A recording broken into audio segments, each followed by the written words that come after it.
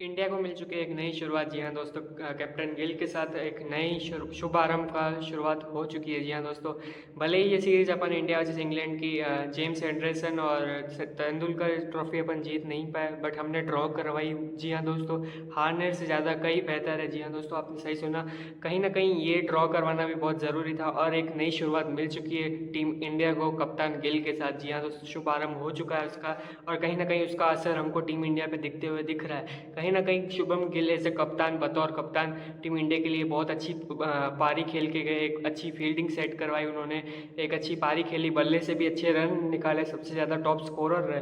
तो कहीं ना कहीं ये टीम इंडिया के लिए एक शुभ आरंभ हो चुका है। सभी लोगों का स्वागत है एक नई वीडियो में। जी हाँ दोस्तों, चैनल पे नए हो तो सब्सक्राइब कर दो चैनल को और वीडियो में अंत तक बने रहना। ये वीडियो बहुत बढ़िया रहने वाला है क्योंकि आज हम बात करेंगे एक नए एरा की, जो टीम इंडिया का शुरुआत हो चुकी है इंडिया वर्सेस इंग्लैंड की। तो कहीं ना कहीं सीरीज़ तो ख़त्म हो गई, बट वहाँ से उनको एक अपने को हिंट दे गया कि अपना टीम इंडिया का क्रिकेट में फ्यूचर क्या रहने वाला है। तो कहीं ना कहीं टीम इंडिया का फ्यूचर बहुत अच्छा होने वाला है। तो वीडियो अच्छा लग रहा हो तो लाइक कर दो, सब्सक्राइब करो चैनल को। तो बात करते हैं, सबसे पहले बात करते हैं टॉप परफॉर्मर की। तो जी हाँ दोस्तों, टॉप परफॉर्मर में सबसे ज़्यादा बल्ले से रन लाने वाले अपने कप्तान गिल ही थे। जी हाँ दोस्तों, 750 के रन बनाए जिसमें एवरेज उनकी 75 की है।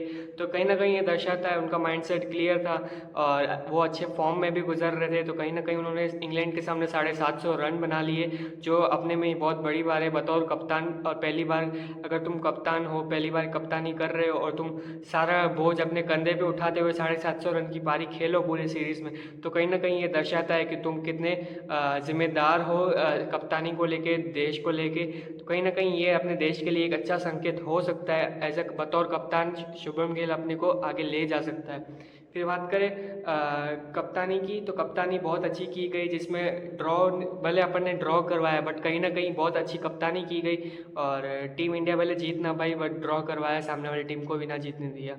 फिर कौन कहता है कि टेस्ट सीरीज अच्छी नहीं होती है, देखने लायक नहीं होती है, 5 दिन चलती है, कौन देखेगा कि क्या होगा, T20 या ओडीआई जैसा मज़ा नहीं रहता।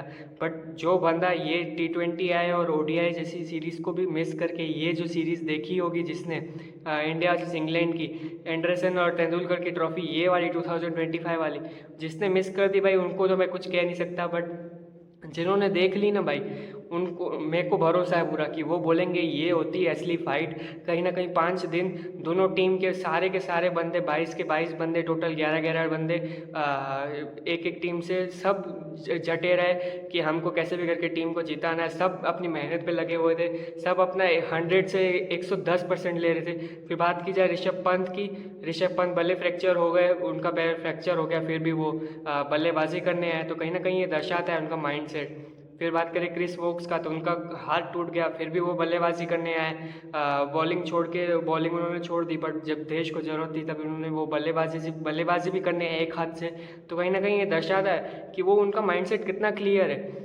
बेन स्टोक्स भले इंजर्ड हो गए बट कहीं ना कहीं उनका वो इनिंग उन्होंने कंटिन्यू की बॉलिंग करने में, क्योंकि उनको पता था कि वो उस समय बहुत ज़रूरी खिलाड़ी है उस समय, और देश के लिए उन्होंने अपने आप को छोड़ के पहले देश को चुना। तो कहीं ना कहीं ये सब दर्शाता है कि क्यों वो बंदे इतनी मेहनत कर रहे हैं और अब देश को पहले रख रहे हैं अपने आप को छोड़ के। फिर चाहे उनका शोल्डर टूटा हुआ हो, पैर टूटा हुआ हो या हाथ टूटा हुआ हो, तो कहीं ना कहीं ये दर्शाता है कि उनकी मेहनत रंग लाई और कहीं ना कहीं हम ड्रॉ तक पहुँच ही गए। और बात सिर्फ इन्हीं बंदों की नहीं है, सभी बंदों का है, सभी ने अच्छा योगदान दिया है। फिर उसमें चाहे सिराज हो, रविंद्र जाडेजा हो, या फिर गिल हो, या ऋषभ पंत हो, या आकाशदीप हो, शार्दुल ठाकुर हो, जितने भी बंदे थे। सामने वाली टीम की भी बात की जाए, बेन डकेट हो, हैरी ब्रूक हो, जो रूट हो, बेन स्टोक्स हो, जोफ्रा आर्चर हो, जितने भी बंदे थे, फिर चाहे वो भले इंजर्ड हो गए, बाहर हो गए गेम से, बट कहीं ना कहीं उन्होंने अपना 100% दिया, 110% दिया है। तो कहीं ना कहीं ये दर्शाता है कि वो बंदे अपने आप को पीछे छोड़ते हुए देश को पहले रख रहे थे और ये सीरीज़ की वो मेहनत बता रही थी उनकी कि कितना वो ज़रूरी है ये सीरीज़ जीतना।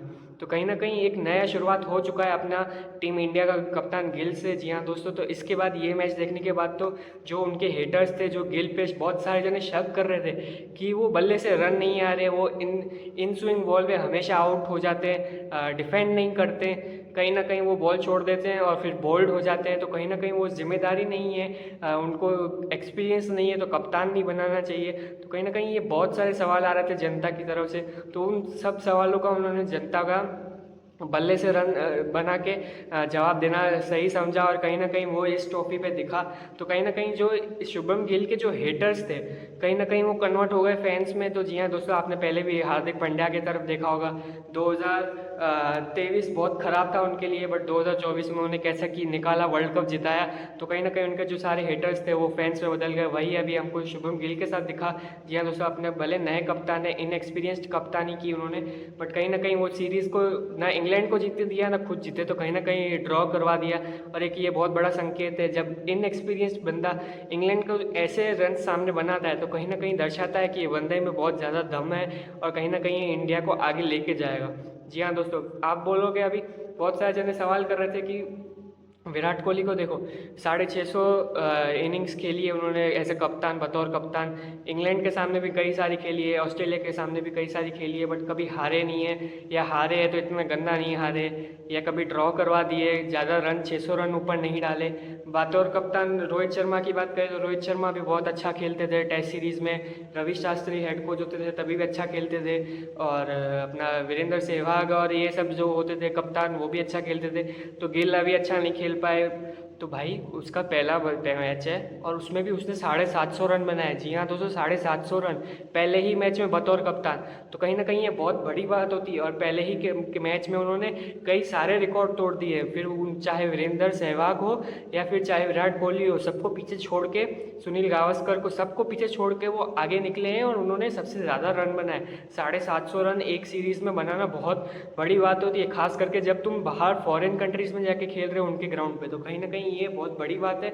और सामने जब जोफ्रा आर्चर जैसा बॉलर हो, बेन स्टोक्स जैसे कप्तान हो, तो कहीं ना कहीं ये बहुत बड़ी बात है तुमको मारने के लिए 750 रन की हिट। तो कहीं ना कहीं ये बहुत बड़ी बात है। और देखो, बात करें विराट कोहली की, मानते हैं विराट कोहली किंग था, किंग है और रहेगा, बट विराट कोहली का वो एरा ख़त्म हो चुका है। वो बंदे ने भी स्टार्टिंग में से ही सब अच्छा करना चालू नहीं किया, उसको भी थोड़ा टाइम लगा सीखने में, सिखाने में, फिर जाके वो कप्तानी अच्छी करने लगा। स्टार्टिंग से ही वो नहीं करने लगा। फिर बात करें रोहित शर्मा की, तो रोहित शर्मा भी स्टार्टिंग से ही अच्छा नहीं करने लगे, थोड़ा सीखा, देखा, थोड़ा अच्छे से खेला, कभी वो भी हारे होंगे, जीते हैं तो भूल चूक हुई होगी, फिर वो जा के सीखे टाइम अनुसार। तो कहीं ना कहीं कप्तान गिल को भी टाइम चाहिए, और वो कहीं ना कहीं वो पहले मैच में भी वो बहुत अच्छा प्रदर्शन करके गए। वो अंडर पावर नहीं आके गए, उल्टा प्रेशर में भी अच्छा खेल के गए। तो कहीं ना कहीं यही कप्तान की एक पारी होती है, यही कप्तान की एक वो फील की है उन्होंने जगह, कि भाई देखो जो होना है होगा, मैं तुम्हारे साथ खड़ा हूँ चाहे कोई खड़ा हो ना हो। तो कहीं ना कहीं ये कप्तान की जो वो जगह होती है वो उन्होंने जगह पूरी की है, और कहीं ना कहीं ये सेट होते हैं टीम इंडिया पे, और ये बहुत अच्छा संभाला है टीम इंडिया ने। मेरे हिसाब से अभी तक तो इन्होंने बहुत अच्छा संभाला है टीम इंडिया को। तो कहीं ना कहीं टाइम बाय टाइम और मैचेस खेलते खेलते वो भी एक अच्छा आउटपुट देंगे, देखना आप। मेरी बात पे अभी भी यकीन नहीं हो तो आप देख लेना, फ्यूचर में मेरा वीडियो यहीं रहेगा यूट्यूब पे, आप फिर आके देख लेना। अभी आप कमेंट करके जाओ बोले कि देख लेना, ऐसे नहीं होगा वैसे नहीं होगा, बट आके तुम फिर वही कमेंट डिलीट करोगे अपना, देख लेना। मेरी बात मानो, गिल इतना आगे लेके जाएगा इंडिया को, वो next face of the cricket बनेगा ही बनेगा। कप्तान गिल एक नई शुभारंभ हो चुका है अपना टीम इंडिया का बतौर कप्तान के साथ, और वो थोड़ा टाइम लेगा। जी हाँ दोस्तों, मैं मानता हूँ थोड़ा टाइम लेगा, क्योंकि कप्तानी करना बहुत आसान नहीं है। और ख़ास करके जब तुम इंटरनेशनल मैचेस खेल रहे हो फॉरेन टीम के सामने, देश को रिप्रेजेंट करते हुए, तो कहीं ना कहीं तुमको हो सकता है कि तुम हारो और तुम जीतो भी, कभी तुम गलती करो, कभी तुम उस गलतियों को सीखो भी। मेन बात ये है कि तुम गलतियों से सीखो।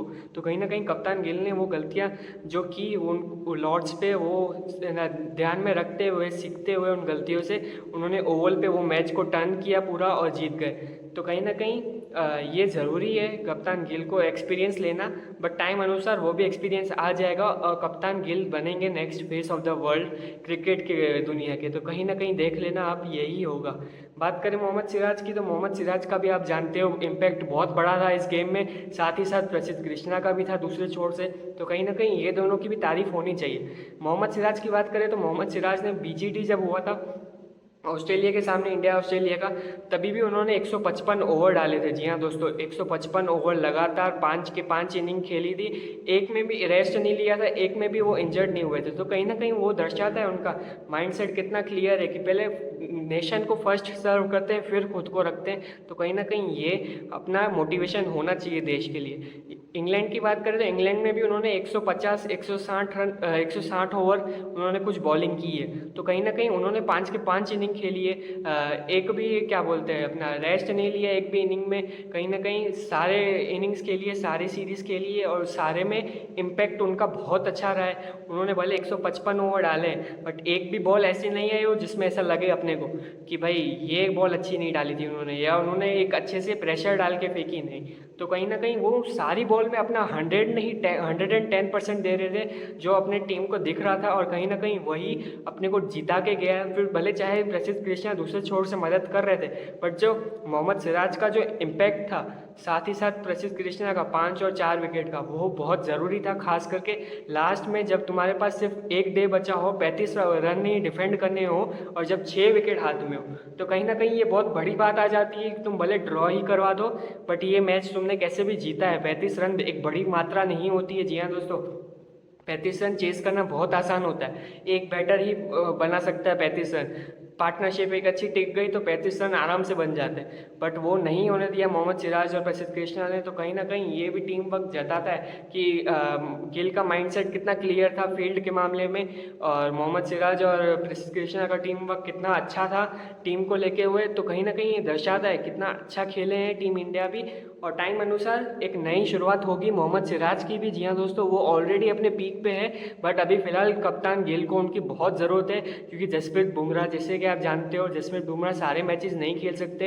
As per the doctors request उनको थोड़ी रेस्ट लेनी ही पड़ेगी टाइम अनुसार। तो कहीं ना कहीं वो सब सीरीज़ में सारी मैचेस नहीं खेल सकते, ODI और T20 भी सारी मैचेस नहीं खेल सकते, कभी ना कभी उनको रेस्ट लेना पड़ता है। और कहीं ना कहीं जहाँ मेन इंपॉर्टेंट मैचेस देखे जाए तो वहाँ पे उनको खेलने के लिए खेलना ही होता है, तो इसके लिए वो बाकी मैचेस रेस्ट करवाते हैं उनको। तो कहीं ना कहीं फिर वो रेस्ट पे होते हैं, तो मोहम्मद सिराज ही होते हैं जो लीड लेते हैं और आगे लेते हैं। तो कहीं ना कहीं ये बहुत ज़रूरी है मोहम्मद सिराज का भी एक अच्छे फॉर्म में होना, जो अभी हमने देख लिया है, और वो टीम इंडिया के लिए अच्छी एक साइन है। तो कहीं ना कहीं ये अपनी टीम को आगे लेके जाएगा। फिर बात करें अपने पिच की। जी हाँ दोस्तों, जो लास्ट दिन था पिच पे, जैसे कि आप सबको पता ही होगा, बारिश पड़ चुकी थी उसके पहले। तो कहीं ना कहीं आपने देखा होगा या नहीं देखा होगा, मैं आपको एक गारंटी, एक न्यूज़ दे देता हूँ, हेडलाइन दे देता हूँ, और उसके पीछे की वजह दे देता हूँ, तो आपको समझ में आ जाएगा सब क्यों, क्या हुआ, कैसे हुआ। और कहीं ना कहीं हमारे लिए एक षड्यंत्र रचा गया था, बट कहीं ना कहीं वो हमारे लिए अच्छा साबित हो गया, और इंग्लैंड के लिए खाली बेकार साबित हो गया। तो कहीं ना कहीं क्या हुआ था, 5वें दिन से पहले बारिश हो गई थी। तो बारिश तो बंद हो गई, बट ग्राउंड कहीं की ना कहीं गीला था। तो उसमें जो उसके पहले दिन आपने देखा होगा, गौतम गंभीर के साथ अपना ग्राउंड मैन जो था, वो ली फोर्टिस करके जो था बंदा, वो अपना थोड़े बोलाबाली हो गई थी। तो कहीं ना कहीं वो बोलाबाली में उन्होंने अपने इंडिया को थोड़ा पर्सनल ले लिया था। तो कहीं ना कहीं 5वें दिन पे जब 35 रन ही बाकी थे, और जो 6 विकेट्स हाथ में थी, तो बारिश तो बंद हो गई। प्लेयर्स की एंट्री से पहले उन्होंने एक हैवी बुलडोज़र घुमा दिया पिच पे। तो कहीं ना कहीं वो जो पिच अपने लिए हानिकारक हो सकती थी, उनको ऐसा लगा कि ये पिच अभी बारिश हुई है तो बॉलर्स के लिए, इंडिया के लिए अच्छा होगा, और वो विकेट ले लेंगे। तो कहीं ना कहीं ये हो सकता है, तो इंडिया जीत सकती है ये मैच, और इंग्लैंड हार सकती है। इसके लिए उन्होंने बुलडोज़र घुमा दिया वहाँ पे, हैवी बुलडोज़र पिच के ऊपर, जैसे कि पिच थोड़ी दब जाए, और जो बारिश का पानी था जिसकी वजह से जो स्विंग हो सकती थी बॉल, वो कम हो। इसके लिए वो ये समझते हुए उन्होंने हैवी बुलडोज़र पिच के ऊपर घुमा दिया। बट वो उनके बुलडोज़र से हैवी पिच पे वो जो बुलडोज़र घुमाने के बाद जो उन्होंने सोचा था उसका पूरा उल्टा हुआ, और हमको टीम इंडिया को, जैसे कि पता है आपको, विकेट्स मिलती गई प्रसिद्ध कृष्णा और अपना मोहम्मद सिराज को। तो कहीं ना कहीं ये दर्शाता है, तुम कहीं कितनी भी प्रैक्टिस कर लो, कितना भी आइडिया कर लो, कितना भी षड्यंत्र रच लो, तुम्हारा कुछ नहीं होने वाला। जब जो हमारा डेडिकेशन जितना है ना, तुम उसके सामने नहीं जीत सकते। तो कहीं ना कहीं ये दर्शाता है कि ली फोर्टिस ने भले कुछ भी सोचा हो, टीम इंडिया को हराने के लिए पर्सनल ले लिया हो, बारिश के बाद उन्होंने बुलडोज़र घुमा दिया पिच पे, बट कहीं ना कहीं हमारा जो डेडिकेशन था, हमारा जो लक था, हमको वो जीता बैठा बैठा और कहीं ना कहीं वो अपने में ही गलती कर बैठे और अपने देश को हरा चुके। तो कहीं ना कहीं ये बहुत बड़ी चीज़ है। अभी तक वैसा कुछ उन पर उतरा नहीं है, बट यही बात थी। जी हाँ दोस्तों, उन्होंने बुलडोज़र घुमा दिया, इसकी वजह से पिच पूरी चेंज हो गई और कहीं ना कहीं जहाँ विकेट नहीं मिलनी थी वहाँ पे भी अपने को विकेट मिल गई।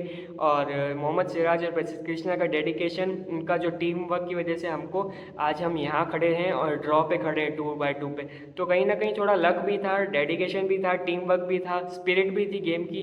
तो कहीं ना कहीं ये सब का मिक्सचर था एक टेस्ट सीरीज़, ये अपना एंडरसन और Tendulkar trophy India versus England की। तो कहीं ना कहीं अब जो लोग बोलते हैं कि ये जो टेस्ट सीरीज़ होती है वो बहुत बोरिंग होती है, तो कहीं ना कहीं वो बोरिंगनेस अभी तो दिखी नहीं होगी। और जो वो मैच उनको देख के बाद अब तो नहीं लगेगा कि भाई ये बहुत बोरिंग होती है। तो कहीं ना कहीं ये अब तो मिथ रह गया है और कहीं ना कहीं सबको पता ही है कि ये कितनी इंटरेस्टिंग चीज़ रहती है। 5 दिन तक जब सारे बंदे लड़ते हैं अपना खून पसीना एक करके तो देश के लिए, तो कहीं ना कहीं देखने में बहुत मज़ा आता है और उनको सपोर्ट करना भी बहुत ज़रूरी है। तो कहीं ना कहीं उनको भी प्यार दो, कमेंट्स भरो उनके भी, लाइक करो उनके सारे पोस्ट इंस्टाग्राम पे, उनकी टीम्स पे, और टीम इंग्लैंड के भी करो लाइक्स पे, और कमेंट करो उनके भी, अपने टीम इंडिया को भी सपोर्ट करो, सारे प्लेयर्स को सपोर्ट करो और यहाँ पे भी सब्सक्राइब कर दो। जी हाँ भाई, अगर अच्छा लग रहा हो, यहाँ तक टिके पड़े हो वीडियो में, तो और भी नए नए वीडियो आएंगे।